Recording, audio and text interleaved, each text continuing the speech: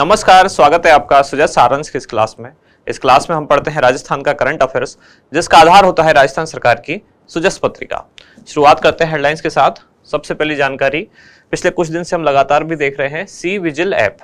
C vigil app पर 1000 से ज्यादा शिकायतों का निस्तारण हुआ।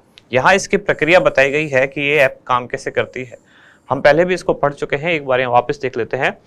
सी विजिल ऐप कैसे काम करता है? पहली बात तो ये किससे संबंधित है, इसका उद्देश्य क्या है।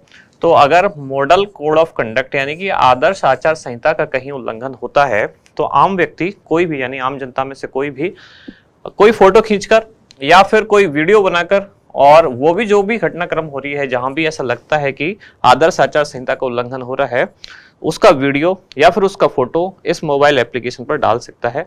इसके बाद जो जिला नियंत्रण कक्ष है उसके द्वारा इसका सत्यापन किया जाएगा और फील्ड यूनिट को शिकायत के निस्तारण के लिए रवाना किया जाएगा।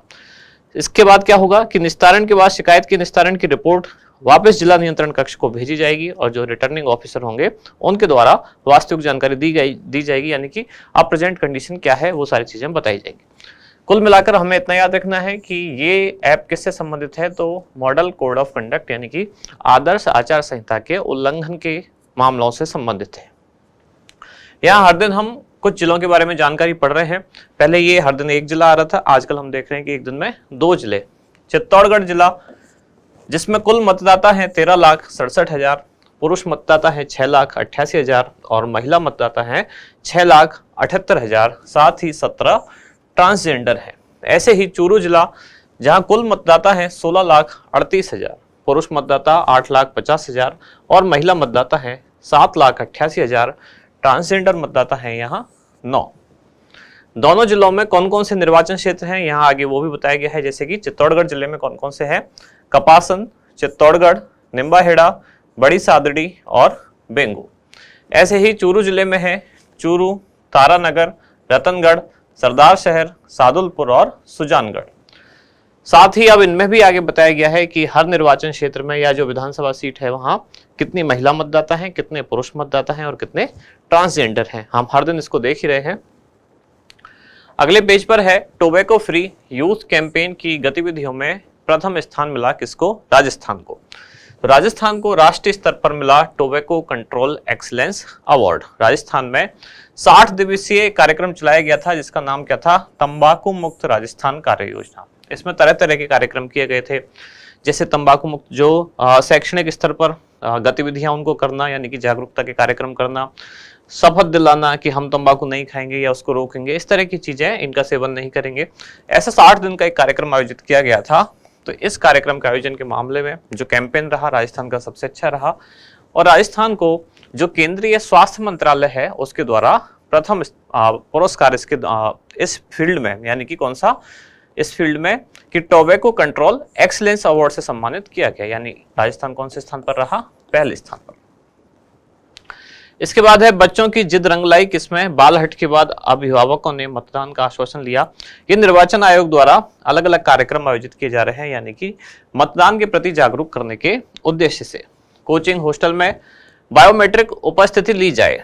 ये कोटा जिले में मुख्य रूप से कार्य योजना लागू करने की अभी बातें चल रही हैं, जिसमें जिला कलेक्टर ने कोचिंग संचालक जो हैं और जो हॉस्टल संचालक हैं उनकी एक बैठक आयोजित की। जैसे आप देखते हैं कि कोटा में बहुत सारे छात्र पढ़ाई के प्रेशर से या फिर बहुत ज़्यादा कंपटीशन के माहौल में आजकल जो आत्महत्या के केस हैं उनमें बढ़ोतरी हो रही है। उसको रोकने के लिए जो जिला प्रशासन है वो ऐसे कदम उठा रहा है, जिसमें गाइडलाइन की पालना की समीक्षा बैठक आयोजित की गई और कहा गया कि कोचिंग और हॉस्टल में बायोमेट्रिक उपस्थिति उनकी ली जाए।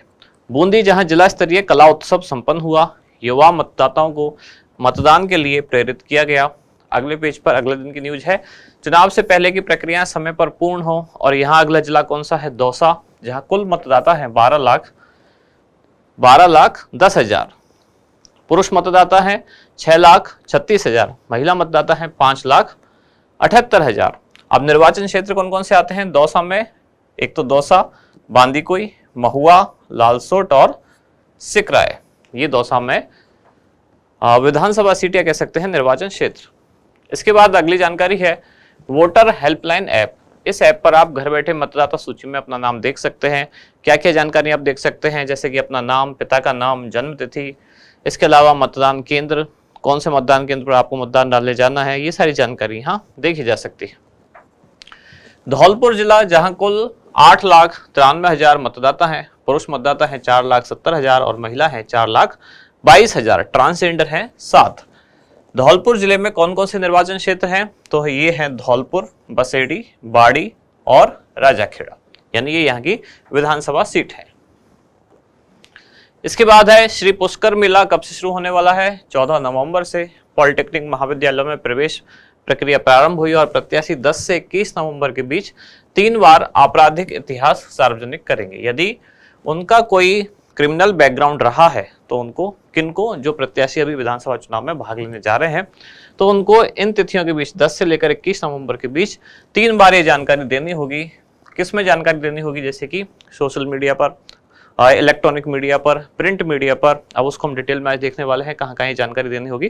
प्रिंट मीडिया और इलेक्ट्रॉनिक मीडिया, यानी राष्ट्रीय और राज्य स्तर के जो समाचार पत्र हैं उनमें, साथ ही साथ टेलीविजन वगैरह पर इनको ये जानकारी देनी होगी। अनिवार्य सेवाओं के कार्मिकों के लिए पोस्टल वोट केंद्र बनाए जाएंगे। इसके बाद हमारा इंडेक्स, सबसे पहले हम पढ़ने वाले हैं आज राजस्थान को राष्ट्रीय स्तर का टोबैको कंट्रोल एक्सीलेंस अवार्ड। दूसरा है आपराधिक रिकॉर्ड वाले उम्मीदवारों को 3 बार देनी होगी इसकी जानकारी, और वोटर हेल्पलाइन ऐप। ये 3 मुख्य जानकारी आज रहने वाली है। शुरुआत सबसे पहले राजस्थान को राष्ट्रीय स्तर का टोबैको कंट्रोल एक्सीलेंस अवार्ड। तो राजस्थान में कार्यक्रम आयोजित किया गया था टोबैको फ्री यूथ कैंपेन। ये 60 दिवसीय एक प्रोग्राम था जिसमें तंबाकू के सेवन को रोकने के लिए विभिन्न कार्यक्रम संचालित किए गए थे। तो इन गतिविधियों में राजस्थान को प्रथम स्थान प्राप्त हुआ है। अवार्ड किसने दिया, तो भारत सरकार के केंद्रीय स्वास्थ्य मंत्रालय द्वारा राष्ट्रीय स्तर पर राजस्थान को टोबैको कंट्रोल एक्सीलेंस अवार्ड दिया गया है। Rajasthan tobacco free youth campaign 2023 की सभी गतिविधियों में अव्वल रहा। प्रदेश में टोबैको फ्री यूथ कैंपेन के माध्यम से युवाओं की सहभागिता सुनिश्चित करते हुए 60 दिवसीय तंबाकू मुक्त कार्य योजना लागू की गई थी। इसके बाद अगली जानकारी है आपराधिक रिकॉर्ड वाले उम्मीदवारों को 3 बार देनी होगी जानकारी। कब से कब है ये, इनके लिए डेट है 10 से लेकर 21 नवंबर के बीच 3 बार इनको अपना आपराधिक इतिहास बताना होगा, सार्वजनिक करना होगा।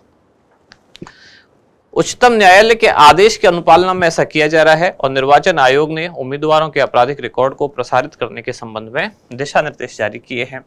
अब उम्मीदवारों को इसके लिए क्या करना होगा, तो 2 फॉर्म भरने होंगे, C1 और C2। C1 फॉर्म है उम्मीदवारों के लिए और C2 फॉर्म है राजनीतिक दलों के लिए, यानी जिस दल से वो व्यक्ति चुनाव लड़ रहा है। राष्ट्रीय स्तर के समाचार पत्रों में और स्थानीय जो समाचार पत्र हैं दोनों में जानकारी देनी होगी। अब राष्ट्रीय स्तर के समाचार पत्र जिनकी प्रसार संख्या प्रतिदिन कम से कम 75,000 हो और स्थानीय समाचार पत्र जिनकी प्रसार संख्या प्रतिदिन कम से कम 25,000 हो, इनमें जानकारी इनमें प्रकाशित करवानी होगी। साथ ही साथ जो टीवी चैनल हैं उनमें भी जानकारी का प्रसारण करवाना होगा। उम्मीदवार द्वारा पहली जानकारी अभ्यर्थता वापस लेने के प्रथम 4 दिनों के भीतर। अच्छा, अब इस चीज की इतनी जरूरत है नहीं, क्योंकि यहाँ चुनाव आयोग ने सीधी डेट ही बता दी है कि 10 से लेकर 21 नवंबर के बीच में इनको अब जानकारी ये देनी होगी।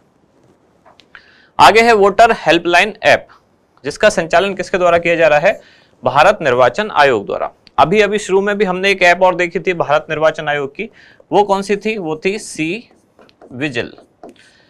विजिल ऐप किससे संबंधित है, आदर्श आचार संहिता के उल्लंघन के मामले से, यानी कि मॉडल कोड ऑफ कंडक्ट, इसका उल्लंघन कहीं होता है तो उससे संबंधित जो शिकायत है सी विजिल ऐप पर डाल सकते हैं। और वोटर हेल्पलाइन ऐप ये क्या करेगी, इसमें जो वोटर है, मतदाता जो है, उसको अपनी जानकारी वो यहाँ देख सकता है अपना डेटा डाल के, जैसे अपना नाम, पिता का नाम, जन्म तिथि, मतदान केंद्र उसका कौन सा आया है, ये सारी चीजें ये जो वोटर है इस मोबाइल एप्लीकेशन पर प्राप्त कर सकता है। इसका उद्देश्य क्या है, मतदाताओं की सक्रिय भागीदारी सुनिश्चित करना, जिसकी विशेषता है कि मतदाता द्वारा अपना नाम, पिता का नाम, जन्म तिथि आदि विवरण दर्ज कर अपना नाम सूची में क्रम संख्या, मतदान का नाम, मतदान केंद्र का नाम और पता आदि विवरण इसमें देखा जा सकता है। मतदाता सूची में यदि नाम नहीं है तो मतदाता 27 अक्टूबर 2023 तक वोटर हेल्पलाइन ऐप पर जाकर फॉर्म 6 भरकर अपना आवेदन कर सकते हैं।